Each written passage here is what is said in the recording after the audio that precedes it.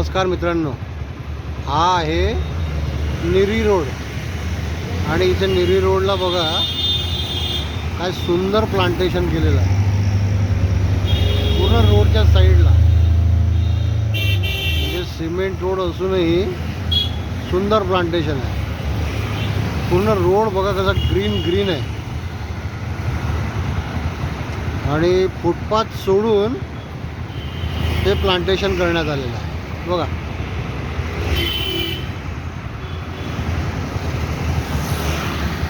अतिशय सुंदर.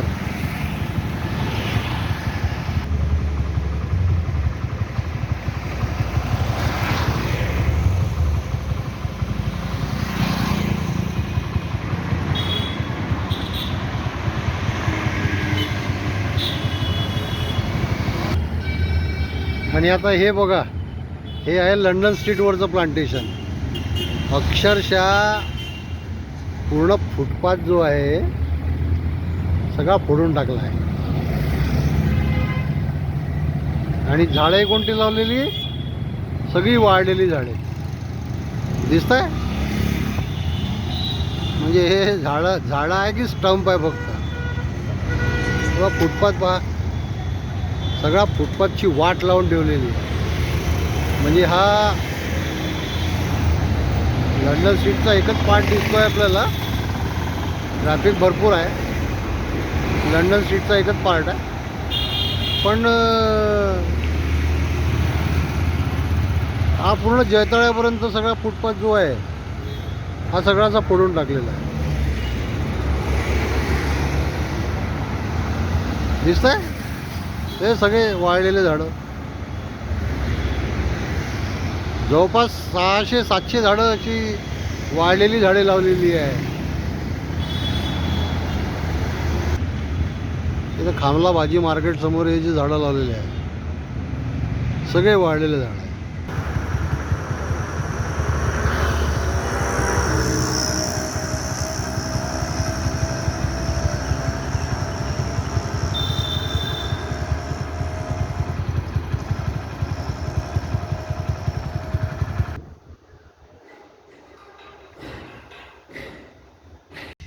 सचिन द्रवेकर आणि तुम्ही बघताय सचिन भाऊ काय म्हणतो हाय नागपूर या यूट्यूब चॅनल. मित्रांनो, आता तुम्ही जे रील बघत आले त्याच्यामध्ये मी 2 रील मुद्दावून टाकल्या. एक आहे की निरीच्या रोडवर, म्हणजे दीक्षाभूमी चौकापासून तर इकडे भयाजीनगर पोलीस स्टेशनच्या समोरचा जो रोड आहे निरी रोड, त्या रोडचा मुद्दावून व्हिडिओ टाकला.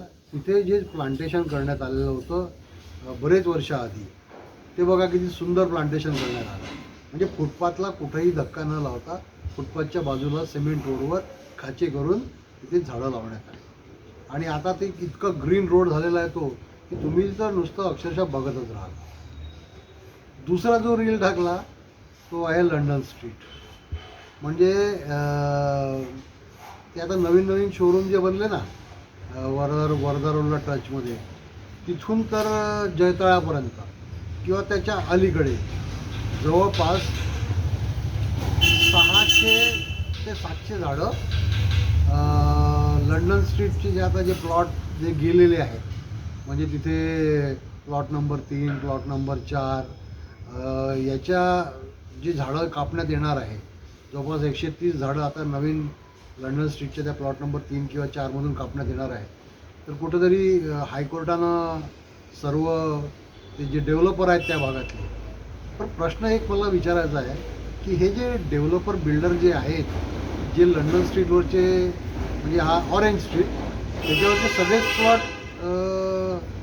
हेच एक बिल्डर घेतात आहे. हे काय नागपूर महानगरपालिकेचे जावई आहे की म्हणजे कोण आहेत हे नक्की? कारण की सगळे प्लॉट त्यांच्याच होतात आहे. आणि त्याच्यामध्ये आता जी वृक्ष कटाई चालू आहे त्याच्या संदर्भात हायकोर्टानं त्यांना काहीतरी म्हटलं होतं की बाबा तुम्ही 10,000 तुम्हाला झाडं लावायची आहे, ती पहिले झाडं दाखवा कुठं लावली आणि मग तुम्ही तुमचं काम सुरू करू शकता. आता एका प्लॉटमधून मला वाटतं 130 वगैरे झाडं कापणार आहेत ते. त्याच्यामध्ये बरीचशी हेरिटेज झाडं आहे, 130 की 150 जे काही आहे. तर त्याच्यासाठी याच लंडन स्ट्रीटवर जो फुटपाथ आहे तो फुटपाथ फोडण्यात आलेला आहे आणि त्याच्यामध्ये वेगळ्या वेगळ्या प्रकारची झाडं त्यांनी लावली.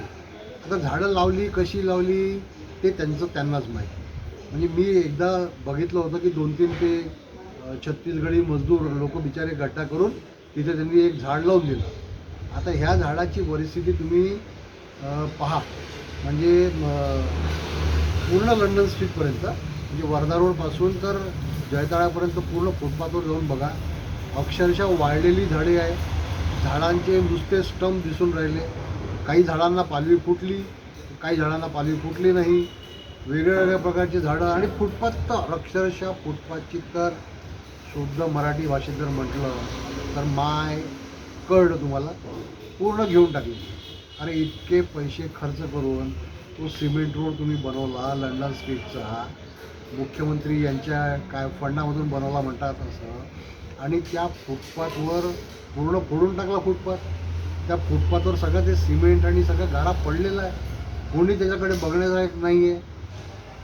एक तर तो फुटपाथ जो आहे तो नेहमीच वादग्रस्त राहिला आहे. म्हणजे त्या बिल्डरनी तो जो प्लॉट घेतला खामला भाजी मार्केटची, असं म्हणतात की 14,000 रुपये स्क्वेअर फूटचा तो प्लॉट आहे. म्हणजे करोडोची ती प्रॉपर्टी आहे. ती प्रॉपर्टी त्यांनी घेतली. त्या प्रॉपर्टीमध्ये पहिले त्यांनी काय केलं की जे फुटपाथच्या बाजूने पुरा फुटपाथ त्यांनी गिळंकृत करून घेतला होता. फुटपाथवर सगळे टीन ठोकून दिले होते. मग काही मीडियामध्ये काही लोकांनी आवाज उठवले की हे काय आहे. मग त्यांनी तो फुटपाथ अर्धा रिकामा केला आणि अर्धा आपल्याच्यात घेऊन घेतला. लोकांना जाण्या येण्यासाठी मार्ग पाहिजे म्हणून. आता पादचारी लोक आहेत, सिनियर सिटीजन्स आहेत, ते जातील कुठून. त्या पर्टिक्युलर त्या खामला भाजी मार्केट रोडला म्हणजे सोमलवा शाळेतून तुम्ही टर्न झाले तर त्या पर्टिक्युलर पॅचमध्ये एका साईडला भाजीचे दुकानं आहेत, एका साईडला आता ते चिकन मार्केटवाले पण येऊन बसले, आणि दुसऱ्या साईडला आता हे यांनी झाडं वाडं सगळे लावण्याचा जो प्रकल्प केला त्याच्यामध्ये पूर्ण फुटपाथ खोदून टाकला. म्हणजे माणसांनी जायचं तर जायचं कुठून. म्हणून मी तो सवाल तुम्हाला विचारला की हे जे बिल्डर डेव्हलपर जे आहेत कोण आहेत मला माहिती नाही. हे नक्की नागपूर महानगरपालिकेचे जावई आहेत का, तर यांना सगळीच लिबर्टी देण्यात आलेली आहे. आता त्या लंडन स्ट्रीटचा तो फुटपाथही त्यांनी गिळंकृत केला. इकडे सुप्रीम कोर्ट म्हणते की फुटपाथवर चालण्याचा हक्क पादचाऱ्याचा आहे, नागरिकांचा आहे. आणि हे सगळं हे प्रकार काय चालू आहे. बरं, याच्या संदर्भात मला दाद द्यावी लागेल लोकमत वृत्तपत्राला.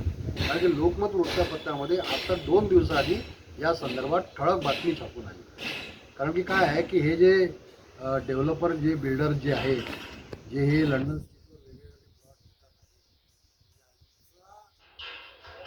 सगळ्या मीडियाशी पण चांगला संबंध आहे. म्हणजे यांनी मध्यंतरी ॲडव्हर्टाईज भरपूर दिल्या होत्या, फुल पेज ॲडव्हर्टाईज दिल्या होत्या. त्याच्यामुळे मला कुठंतरी वाटत होतं की ह्या बातम्या येतील की नाही. म्हणजे हे इतका घोळ जो चालू आहे त्याची बातमी येणार की नाही. पण दाद द्यावी लागेल लोकमत वृत्तपत्र समूहाला की त्यांनी ती लोकमतमध्ये बातमी छापली.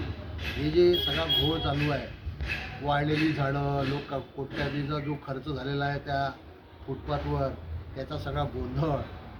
कारण की मला असं वाटलं की फुल पेज ॲड दिल्यानंतर आता बातम्या या बिल्डर डेव्हलपरबद्दल येतील की नाही.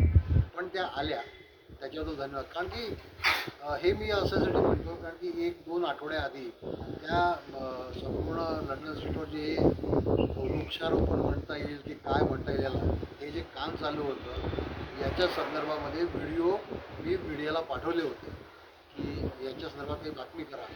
कुठल्याही मीडियानी त्याची दखल घेतली नाही. कारण मला माहिती होतं की आता फ्रंट पेजवर मोठ्या फ्रंट पेज ॲडव्हर्टायझर्स जर हे बिल्डर महाशय रिलीज करत असतील तर ते वृत्तपत्रामध्ये बातम्या येणार नाही. पण ही बातमी आली त्याच्याबद्दल धन्यवाद. ज्यांनी बातमी दिली त्यांनाही धन्यवाद. माझे मित्रच आहेत त्यांनाही धन्यवाद. मुद्दा एक आहे की या सर्व प्रकाराला नागपूर महानगरपालिकेला हे माहिती आहे अरे हे वाळलेले झाडं लावून काय फायदा आहे. ते झाडं आता जे काही झाडं जिवंत आहेत ते जेव्हा मोठे होतील त्यांच्या फांद्या एकमेकाला भिडतील, म्हणजे असे डिस्टन्सही नाही ठेवलेला आहे. जे निरी रोडवर केलेलं आहे वृक्षारोपण, त्याचं उदाहरण घेऊन जर या लंडन स्ट्रीटवर त्याच प्रकारे जर पुन्हा वृक्षारोपण केलं तर जसा तो निरीचा रोड एकदम ग्रीन पॅच झालेला आहे आणि सुंदर दिसतो आहे, तसा हा लंडन स्ट्रीट पण दिसेल. माझा व्हिडिओ जर हे बिल्डर डेव्हलपर बघत असतील किंवा त्यांचे कर्मचारी बघत असतील तर माझी त्यांना नम्र विनंती आहे, माझी नागपूर महानगरपालिकेला नम्र विनंती आहे की हे जे वाढलेले झाडं आहे ते काढून घ्या आणि प्रॉपर डिस्टन्स मेंटेन करून लंडन स्ट्रीटला पुन्हा ग्रीन करता येईल तुम्हाला. ते पुन्हा 600-650 झाडं जे लागलेले आहेत त्यांना सरळ करा, जे नाही लागले, जे वाढले त्यांना चेंज करा.